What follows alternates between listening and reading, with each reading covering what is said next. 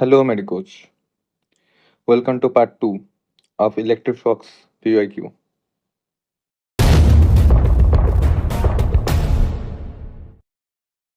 At what distance along the center axis of a uniformly charged plastic disc of radius r each magnitude of electric field equal to one half the magnitude of electric field at the center of the surface of the disc?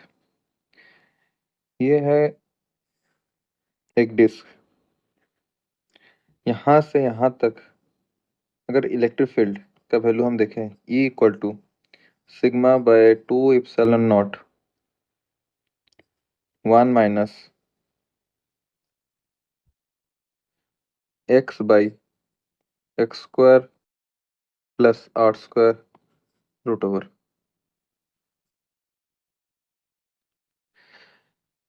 तो अगर ये positive कोई भी charge है, late से sigma charge है, surface charge density sigma है, then electric flux होता है, इलेक्ट्रिक फील्ड होता है ये। तो एट सेंटर में क्या होता है इसका? एट सेंटर में होगा E equal to sigma by 2 epsilon naught, centre में ये होगा। तो अगर हम देखें कि E बाई ई सी कहाँ पर 1/2 होगा, यही क्वेश्चन में पूछा है। तो इसमें हम देख सकते हैं 1 minus X by X square minus plus R square का root over is equal to 1/2। तो X square by X square plus R square का root over is equal to 1/2। Then X equal to आ जाएगा R by root 3। This is the answer.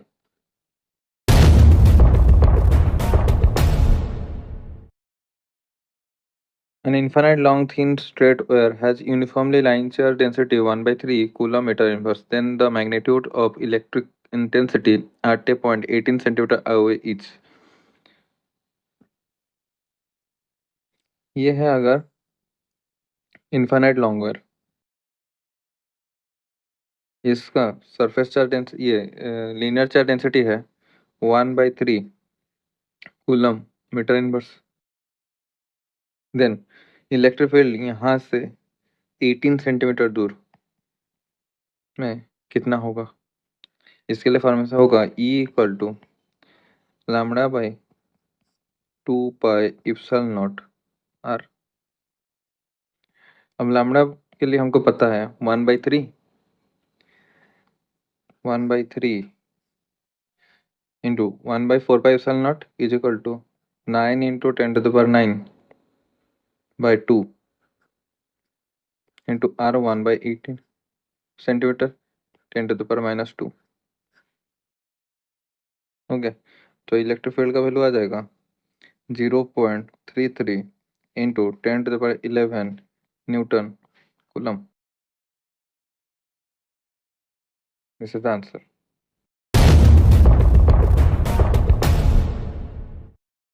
If the electric field is given 5 I cap plus 4 j cap plus 9 k cap, then electric flux through a surface area 20 unit lying in YZ plane will be।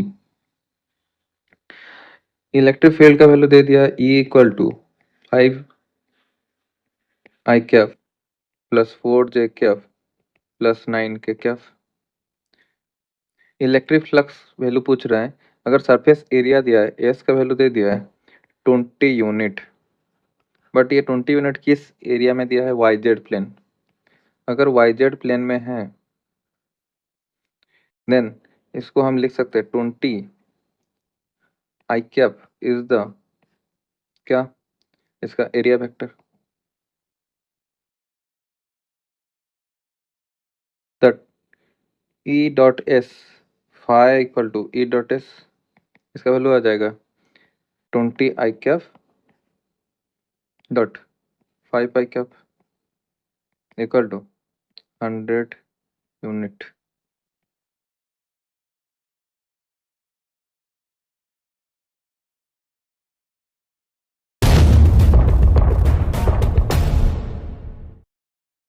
A sphere encloses electric dipole with charge 3 into 10 to the minus 6 coulomb. What is the total electric flux across the sphere? अगर हम इसमें देखें कि एक dipole में दो charges रहते हैं, plus Q charge minus Q charge. अगर इसको एक एनक्लोज सरफेस में हम स्फीयर में हम एनक्लोज किए तो total charge inside the sphere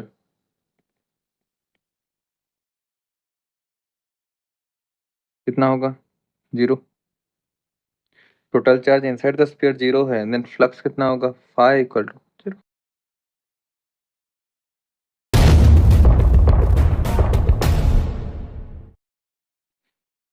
The line A dash is an charge infinite conducting plane which is perpendicular to the plane of the paper. The plane has a surface density of charge sigma and B is the ball of mass m with a like charge of magnitude q. B is the connected by string from the point of on the line A dash. The tangent of angle theta from between the line A dash and the string is. ये है plane. Plane से यहाँ पर एक ball लगा है जिसका charge Q है और इसका सरफेस चार्ज डेंसिटी है सिग्मा।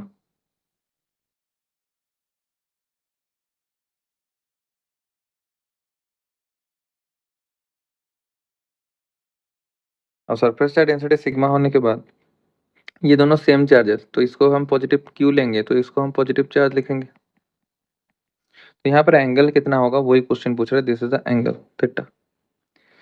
एंगल निकालने के लिए हमको क्या करना है, इसमें सारे फोर्स निकालने पड़ेंगे। इधर की तरफ फोर्स क्या होगा? Q into E. Q into E का वैल्यू कितना है?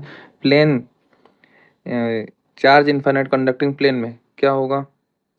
Sigma by 2 epsilon not.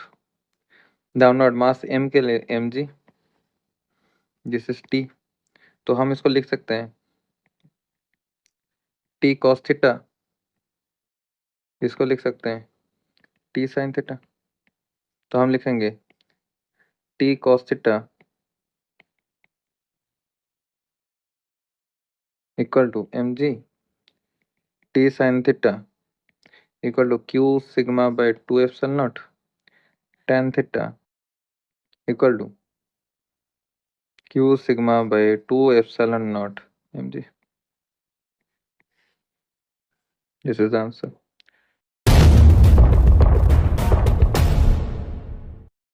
If the electric field lines is flowing along the axis of cylinder, then the flux of this field through the cylindrical surface with the axis parallel to the field is।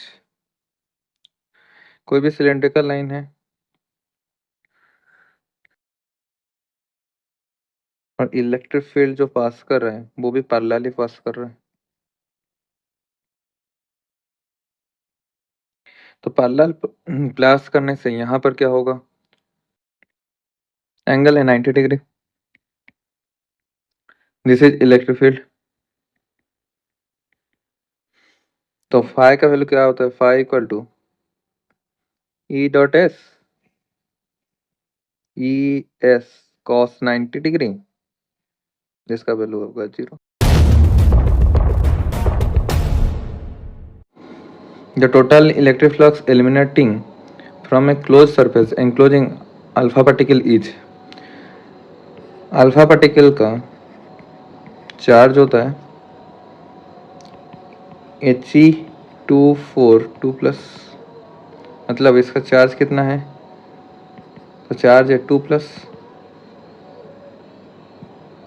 तो हम अगर इसको एक flux बनाएंगे phi equal to Q by epsilon naught, तो total Q कितना हुआ? 2 electron by epsilon naught. This is the answer.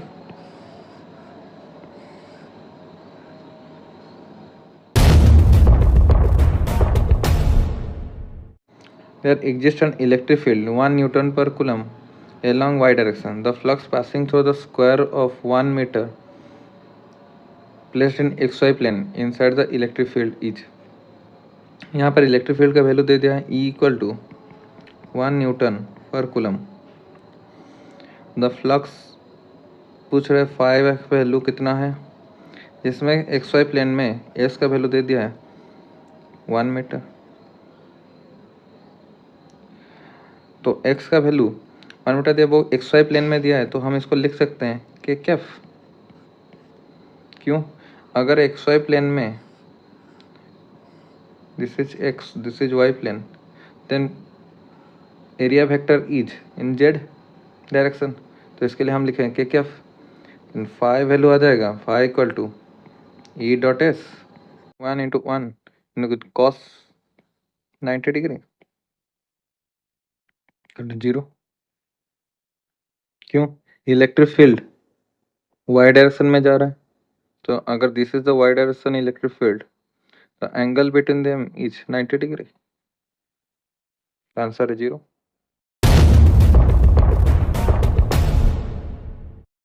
A charge q is enclosed by a Gaussian spherical surface of radius r. If the radius is double, then the outward electric flux will be. तो Gaussian spherical surface को अगर charge q charge enclose किया है, आप सोच लो this is radius r, इसमें flux कितना पास करे, 5 equal to q by epsilon naught. अगर इसको हम डबल कर देंगे,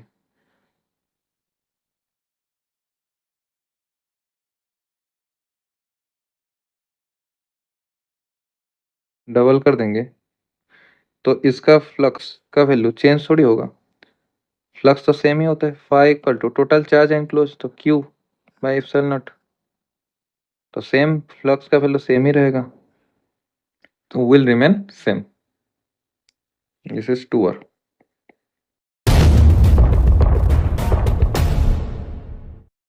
A square surface of side L meter in the plane of the paper is placed in a uniform electric field E, acting along the same plane at an angle theta with the horizontal side of the square as shown in the figure. The electric flux linked to the surface in unit of Newton meter square coulomb inverse each. अगर हम इस question को देखेंगे, इसमें जो plane है,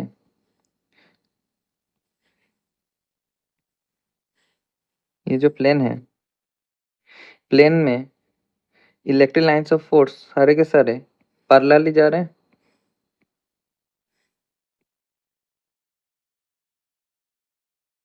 और इसका अगर लेंथ L भी हो, इलेक्ट्रिक कोई भी electric lines of force plane को पास नहीं कर रहा है, क्रॉस नहीं कर रहा है, तो इसका एंगल, इसके लिए हम फाई का वैल्यू कितना लिखेंगे, 0. क्यों? एंगल अभी भी सेम है, 90 डिग्री है. एरिया वेक्टर उसका अपोजिट प्लेन में आएगा 90 डिग्री, फाई इक्वल टू 0. अगर इसको हम 3D में देखें,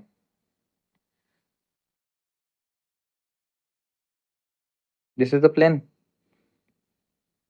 this is the area vector,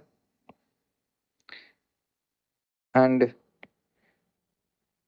this is the electric lines of force.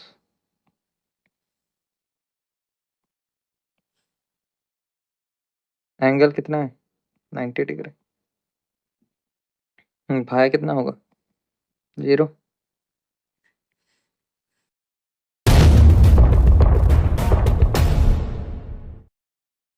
If the electric flux entering and leaving on enclosed surface respectively is phi1 and phi2, then electric charge inside the surface will be. कोई भी surface के अंदर अगर total charge enclose हो रहा है phi1 and बाहर जा रहा है phi2, तो हम लिख सकते हैं total flux equal to phi1 minus phi2. तो मुझे क्या पता है, total flux phi 1 minus phi 2 equal to Q total by epsilon naught. और मुझे चाहिए क्यू टोटल का वैल्यू कितना है, Q total equal to phi 1 minus phi 2 into epsilon naught. This is the answer.